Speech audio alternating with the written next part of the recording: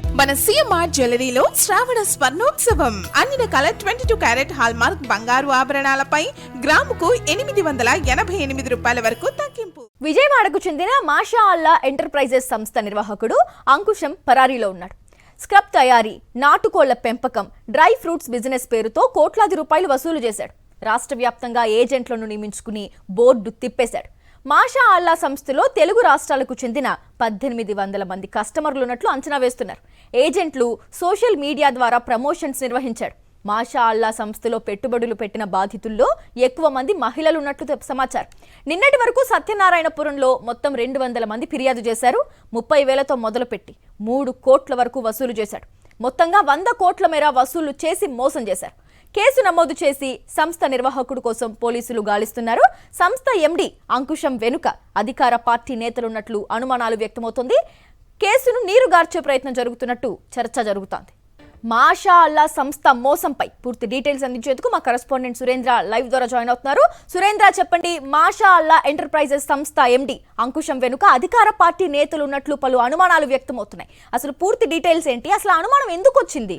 Gracy, Satyanarayanapuram police station పరిధిలో Masha అల్లా అనే ఒక ఎంటర్ప్రైజెస్ని అంకుశం స్థాపించారు. ఈ స్థాపించిన తర్వాత స్క్రబ్బులు కానీ, అదేవిధంగా కోళ్ల పెంపకం, డ్రై ఫ్రూట్స్ అమ్మకం ఇటువంటివన్నీ కూడా పెట్టారు. ₹1,00,000 పెడితే దాదాపు 24,000 రూపాయల వరకు లాభం వస్తుందంటూ కూడా అనేక మంది నమ్మించారు.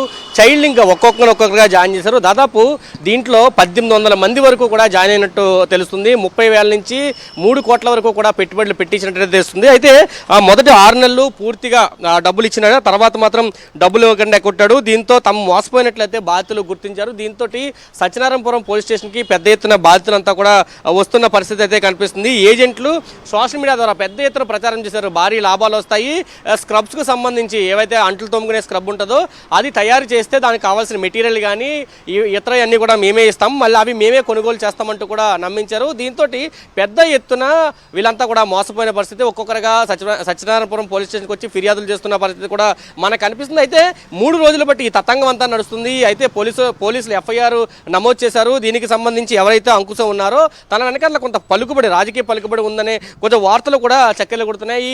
ఈ నేపథ్యంలో కేసును పక్కదారి పట్టిస్తారో కొంత అనుమానాలు కూడా వ్యక్తం అవుతున్న పరిస్థితి కనిపిస్తుంది. కానీ పోలీసులు కూడా చెప్తున్నారు చాలా క్లారిటీగానే, మేము దీని మీద సీరియస్గానే ఎంక్వైరీ చేస్తున్నాము. పరారీలో ప్రస్తుతం పసుపులేట అంకుశం ఉన్నాడు, ఆయన కోసం ఎంక్వైరీ చేస్తున్నాం అంటూ చెప్తున్నారు. నిన్న దాదాపు 200 మంది వరకు కూడా ఇక్కడికి వచ్చి పోలీస్ స్టేషన్లో కంప్లైంట్ చేసిన పరిస్థితి. ఇప్పుడు ఈ రోజు మరొక 100 మంది వరకు కూడా వచ్చిన పరిస్థితి. రాష్ట్ర వ్యాప్తంగా 1800 మంది వరకు కూడా బాధితులు ఉన్నట్టయితే అంచనా వేస్తున్నారు. దాదాపు 100 కోట్ల మేర వసూలు చేశారు.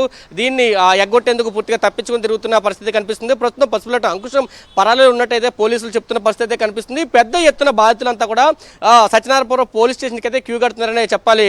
Gracy, right, thank you Surendra. మరిన్ని అప్డేట్స్ కోసం ఛానల్ ను సబ్స్క్రైబ్ చేయండి. నోటిఫికేషన్స్ కోసం బెల్ ఐకాన్ పై క్లిక్ చేయండి.